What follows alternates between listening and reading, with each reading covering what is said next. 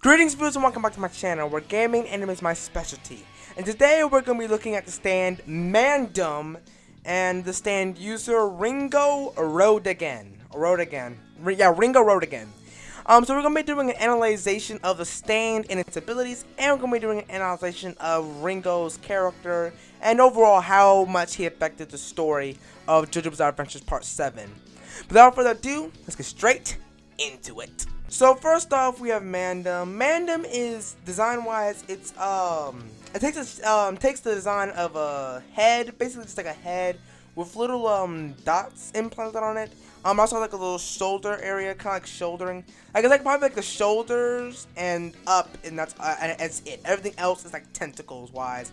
The head and tentacles are like pink, whereas the shoulders and the little studs on the head are like yellow. I call them gold in my opinion. They look like a gold color to me.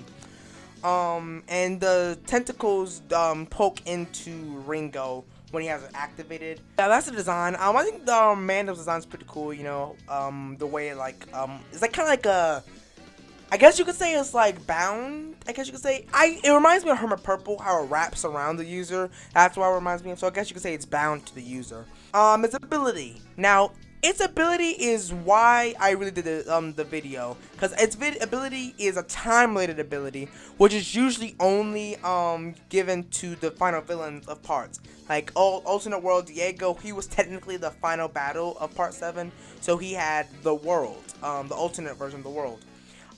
Diablo had King Crimson, Bites the Dust for Kira in Part 4, and, you know, Dio's The World from Part 3. But Ringo is actually a minor antagonist that actually only had, he only appeared in like 3 chapters, if I'm not mistaken. And his power of time is to rewind time. It reminds similar to Bites the Dust, but except instead of, you know, putting time into a loop, he can just rewind it for individual amounts of time. He can rewind it up to exactly 6 seconds, no more, no less. So when he rewinds time, so if you know about the ability, you'll be aware of it. It's kind of like you'll know what's going on if you know about the ability. Kind of like the world, I guess you could say. For people who don't know about the stand ability or aren't stand users, they probably will be confused, like, what the freak just happened. The way Ringo uses his ability is that he puts some of the contenders in a loop around his house. He put Johnny in a loop, Gyro, Hot Pants, and another racer. Bear with me, I might be pronouncing his name wrong. Gaucho, I think that's how it sounds. I hope it's Gaucho. Anyway. He ends up killing Gaucho in a gun duel. But and he leaves the remainder of them still in the loop. Now he kept on putting them in a loop by using his rewind ability to make them seem like they were walking around, but he would just keep rewinding it to make them look like they were still walking around, but they really just, you know, went back over and over again until they approached Ringo. That's it for Mandom. Let's talk about Ringo and how he actually, you know, uses the ability in Part 7. So Ringo Roadagain. He is, as I mentioned, a minor antagonist of Part 7. He's a gunslinger who works for President Fanny Valentine. His mission was to retrieve the Saints' corpse that were in possession of Gyro and Johnny during the Steel Ball race. As I mentioned, he trapped the racers into the sort of, you know, loop around his home in the woods, in the forest. But basically the way he, all he really wanted is, he was doing his mission, but he also had a side mission, to his philosophy, which is, a true man's world. Now, what is this, per se? Let me explain that. Let me explain into more depth what his philosophy is. So a true man's world is basically the way, he's obsessed with bettering himself, through gun duels. Like, he goes into a dueling with guns, and he wants to better himself because he feels that he is incomplete, and he feels the way that he can make himself complete and elevate his spirit is through doing duels in battle. That's, you know, basically the gist of what he's trying to do. He basically feels incomplete, and to get complete, he wants to duel with people. Let me talk about Ringo's appearance real quick. So he's, you know, average height, average size, stuff like that. He has his hair. He has light hair passing his forehead, you know, kind of like part to the left.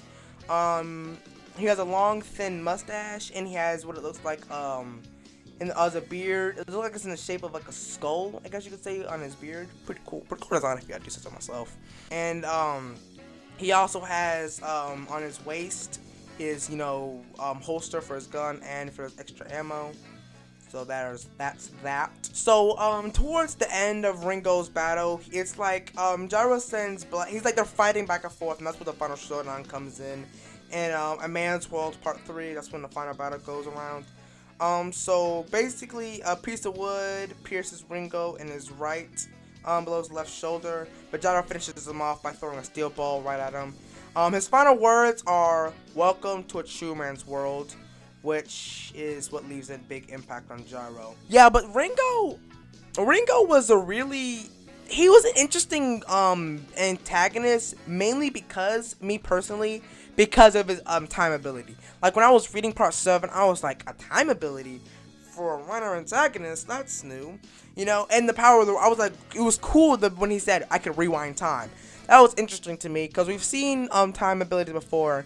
And I feel like the ability to rewind time, whether it is for just 6 seconds, is still pretty cool nonetheless. And it kind of reminded me the way he was like, it reminded me to the mysteriousness of kind of how Dio used his time ability. It made it seem like teleportation almost. Now that's not how Ringo used it. The way he used the mysteriousness of his time power was more like a loop, or like a trap the individuals in the forest. I like the way he used it. It was cool. He used it as like a loop thing, but it also reminded me like time was skipped, but backwards. King Crimson would do the time skipped, and it would look like time was leaping and stuff. But he did that, but backwards. Like, I gotta do this. You do the action before you even know it. You never even done it. You know what I'm saying? Yeah, but that's all for today. I hope you enjoyed this video, and if you did, make sure you leave a like and subscribe, all that jazz. And let me know what else you want me to do for part 7. And yeah, I'll see you guys in the next video. Peace.